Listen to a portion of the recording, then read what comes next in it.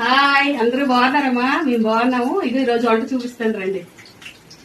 ఇగో బెండకాయ పకోడీ చేశాను, ఫ్రై అనమాట. అంటే పకోడీ లాగే రైస్.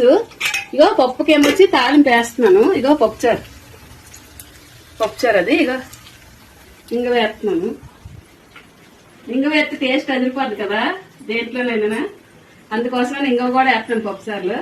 మీరు అందరూ ఏమనుకున్నారు ఏంటి కామెంట్ లో చెప్పండి. అలాగే ఈరోజు వంటలు అయితే ఇవి రెడీ అయిపోయి పోపు వేసుకున్నా.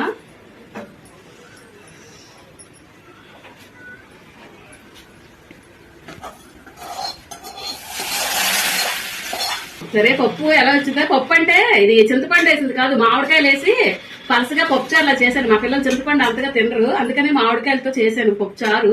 అలాగే అన్నం ఎప్పుడు తినేదే రొటీనే, కానీ పకోడీ ఎలా చేశానంటే బెండకాయ పకోడీ శనగపిండి, కొద్ది కారం, పసుపు, జీలకర్ర వేసేసి ఇది బెండకాయలు పొడవుగా కట్ చేసి ఇట్లీ పకోడీ లాగా వేయించాను. అంటే ఫ్రై కాకుండా మామూలు మనం పకోడీ ఎలా చేస్తాం అలాగా. పచ్చిమిర్చి, కరివేపాకు కొన్ని పేస్ట్ వేసి వేసాను. చాలా బాగుందమ్మా. మీరు కూడా ఒకసారి అలా చేసుకొని తిని ఎలా వచ్చింది కామెంట్ లో చెప్పండి. అలాగే పప్పు కూడా ఎలా ఉంది చూస్తానటమ్మా. పప్పు చారు.